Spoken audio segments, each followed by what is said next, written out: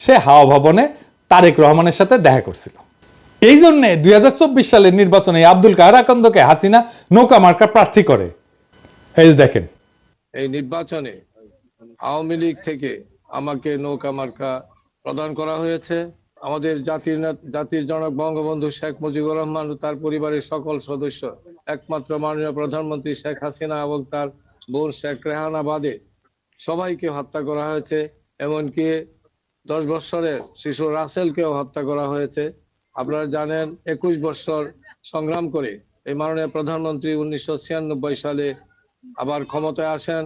ক্ষমতায় আসার পর বঙ্গবন্ধু হত্যা মামলা রুজু হয়। এতদিন এই হত্যা মামলা রুজু করতে দেওয়া হয়নি এবং সেই মামলার তদন্তভার আমাকে দেওয়া হয়। সেই মামলাটিও আমি পরবর্তী তদন্ত করি এবং সঠিক পথে নিয়ে আসি।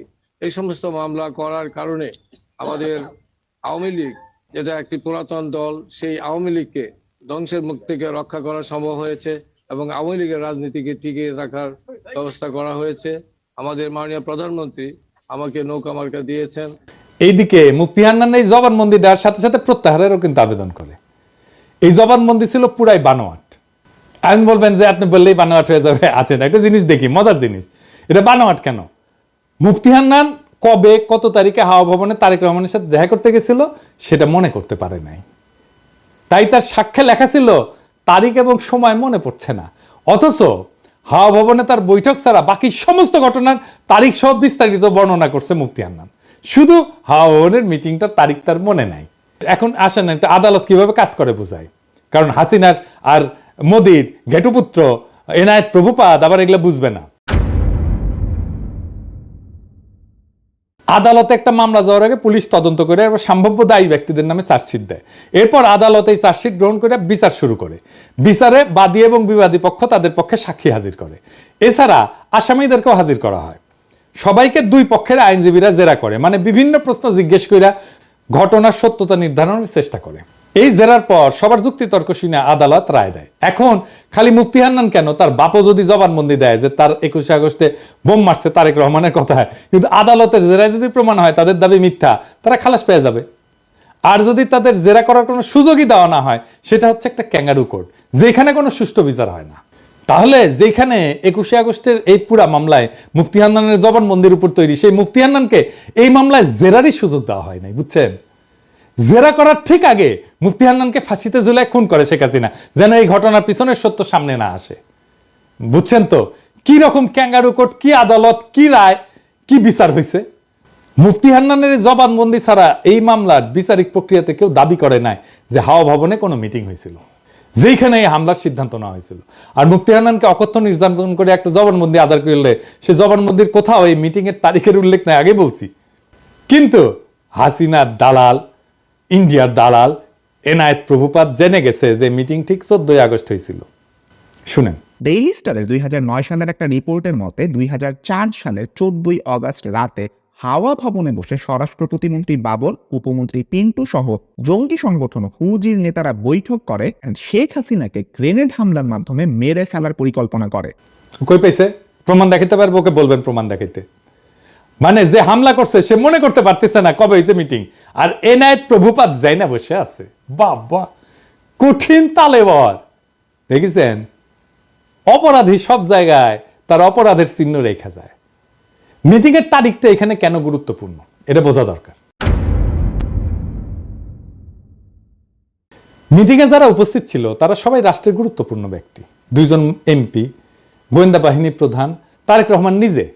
তো এত গুরুত্বপূর্ণ মানুষ যাদের প্রত্যেকের সাথে তো অনেক লোক থাকে, তাই না? তাদের এপিএস থাকে, বডিগার্ড থাকে, ড্রাইভার থাকে, আরো অনেক স্টাফ থাকে তাদের সাথে। কিন্তু কেউ কিন্তু একা না, আমাদের মতো না, সাধারণ মানুষ না।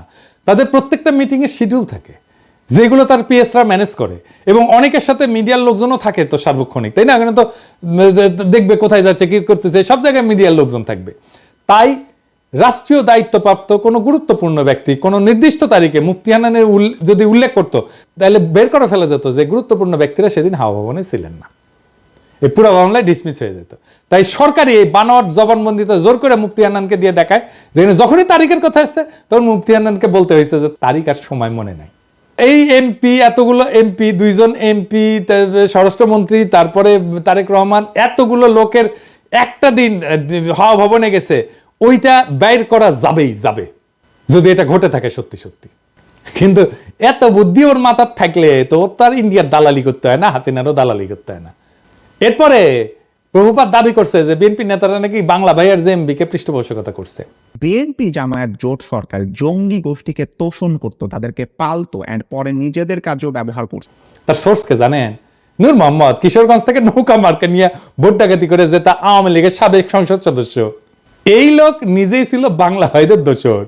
আলী রিয়াজের যে ইসলামিক মিলিটেন্সি বাংলাদেশ এই কমপ্লেক্স ওয়েব, এই বইয়ের 52 পৃষ্ঠাে উল্লেখ আছে নূর মোহাম্মদ 2004 সালে রাজশাহী রেঞ্জের ডিআইজি হিসেবে গণমাধ্যমকে বলছিল যে বাংলা ভাই এবং তার বাহিনী বামপন্থী সরবরাহদের ধরতে সাহায্য করছে এবং তিনি নিজেই স্থানীয় পুলিশ বাহিনীকে নির্দেশ দিয়েছেন তাদের সহায়তা করতে।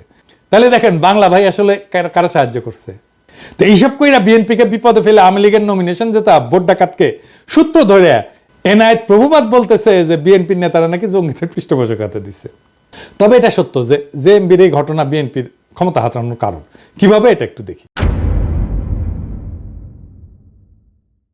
একটা রাষ্ট্রে বল প্রয়োগের একচেটিয়া কর্তৃত্ব থাকে আর কারণ না, রাষ্ট্রের কাছে।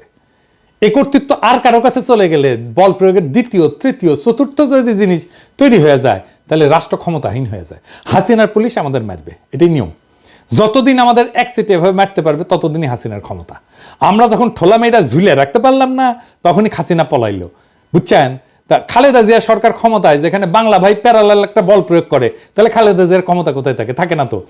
রাষ্ট্রের দুইটা ক্ষমতা থাকে না, এক বনে দুই বাঘ থাকে না, এক বনে একটাই বাঘ থাকে। আমরা বাঘ হয়ে উঠতে পারছিলাম জন্যই হাসিনা পলাইছে, বুঝছাও?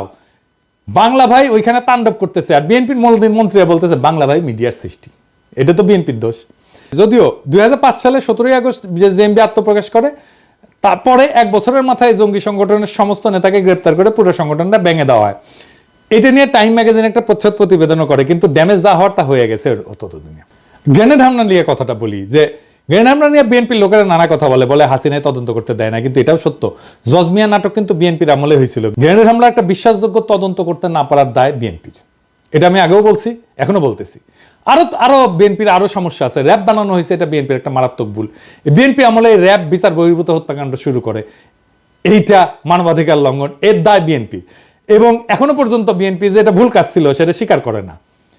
দেশের আভ্যন্তরীণ আইন শৃঙ্খলাটা মিলিটারি ইস্যু না রে বাবা, এইটা মিলিটারি দিয়ে এই কাজ করতে পারবেন না। এখন মাঠে মিলিটারি আছে, পুলিশের কাজ করতেছে, এটাও মিলিটারির কাজ না। ওদের যত দ্রুত সম্ভব ক্যান্টনমেন্টে ফিরে যাওয়া উচিত। এবার আসেন 15 ফেব্রুয়ারি নির্বাচন নিয়ে। 1996 সালে 15 ফেব্রুয়ারি নির্বাচনের ভুল প্রেক্ষাপট বর্ণনা করছে। বাস্তবতা হচ্ছে যে বিএনপি জনগণের দাবি মেনে নিয়ে তত্ত্বাবধায়ক সরকারের অধীনে নির্বাচন দিতে চাইছিল, কিন্তু সংবিধান সংশোধনের জন্য যথেষ্ট সংখ্যক সংসদ সদস্য ছিল না, কারণ আওয়ামী লীগ, জামাত সহ সকল দলের সংসদ সদস্য সংসদ থেকে পদত্যাগ করছিল। সেই জন্য 15 ফেব্রুয়ারি নির্বাচনটা দিতে হয়েছিল। 15 ফেব্রুয়ারি নির্বাচনের মাধ্যমে নতুন সংসদ তত্ত্বাবধায়ক সরকারের বিল পাস করে বিএনপি পদত্যাগ করছিল। এটা তো একটা নিয়মের কারণে বা নিয়ম রক্ষার জন্য করছিল। বিএনপির সেন্সেবল আচরণের কারণেই 1996 সালে 116 জন আসন নিয়ে বিরোধী দলের আসনে বসতে পারছিল। সরকার যদি এতই খারাপ চালে তো এত আসন পাইতো না, তো যেটা আওয়ামী লীগের সাথে 2001 সালে ঘটছিল। কিন্তু এখন প্রভুপাতকে বলতে হবে বিএনপি আমলকে আয়না ঘটছিল।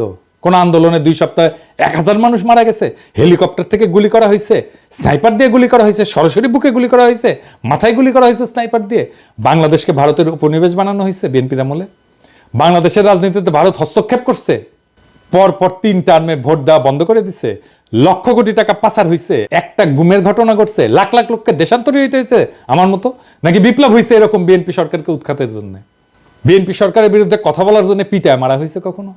আওয়ামী লীগ ফ্যাসিবাদ কায়েম করছে, বিএনপি কখনো ফ্যাসিবাদ কায়েম করছে? বিএনপি 57 জন সেনা অফিসারকে মারছে বিদ্রোহের নামে? বিএনপি রাতের আধারে আলেমদের মাইরা লাশ গুম করছে? বিএনপি আমলে দুর্ভিক্ষ হয়েছে? এরপরে বলে বিএনপি আওয়ামী লীগ এক। স্বাধীনতার পর আওয়ামী লীগ 25 বছর শাসন করছে, বিএনপি করছে 15 বছরের মতো। আওয়ামী লীগ মাত্র একবার শান্তিপূর্ণভাবে ক্ষমতা হস্তান্তর করছে, 2 বার তাকে নির্বাচন দিয়ে হটানো যায় না, রক্তাক্ত বিপ্লব করে হটাইতে হয়েছে। হ্যাঁ, শালার আমি জাউরা সিল দেই নাই না? হ্যাঁ, দেন এডিটর সাহেব, দেন জাউরা সিল দিয়ে দেন, 2 বার দেন, 3 বার দেন। 111 একটা পলিসি ছিল -2, মানে হাসিনা খালেদা দুইটাই বাদ, কিন্তু আসলে ওইটা -1, মানে Hasina in Khaleda out. BNP জামাতকে ক্ষমতায় আসতে দেওয়া যাবে না, এটা ইন্ডিয়ান লাইন, এটা বিজেপি কংগ্রেস সবার লাইন। কারণ বিএনপি জামাত ক্ষমতায় থাকলে ইন্ডিয়ার বাংলাদেশে ভাত নাই। ভারতীয় পণ্য বয়কটে ভারতকে বাঁচাইতে আসছিল প্রভুপাত, এখন আওয়ামী লীগের পতনে ইন্ডিয়াকে বাঁচাইতে আসছে প্রভুপাত। কারণ ইন্ডিয়া জানে যে আওয়ামী লীগের জিন্দগিতে ক্ষমতায় আসতে পারবে না। বাংলাদেশে ইন্ডিয়ার অনেক সফট অ্যাসেট আছে, এই প্রভুপাত তার মধ্যে একটা, ইন্ডিয়ার সফট অ্যাসেট। এরকম আরো অ্যাসেটকে মাঠে নামাবে ইন্ডিয়া, এই যে রোকে অ্যাপ্রাজি আর একটা সফট অ্যাসেট। তবে প্রভুপাত তোমার ইন্ডিয়ান সফট অ্যাসেট মার্ক করে রাখলাম, যেদিন ভারতীয় পণ্য বয়কটের পিছিয়ে লাগছো সেদিনই মার্ক করে রাখছি। আমার মার্ক করা ভুল হয় না, বুঝছাও? তো একটা জিনিস জানো, কয়া রাখি, বাঘে ছিলে 18 গা।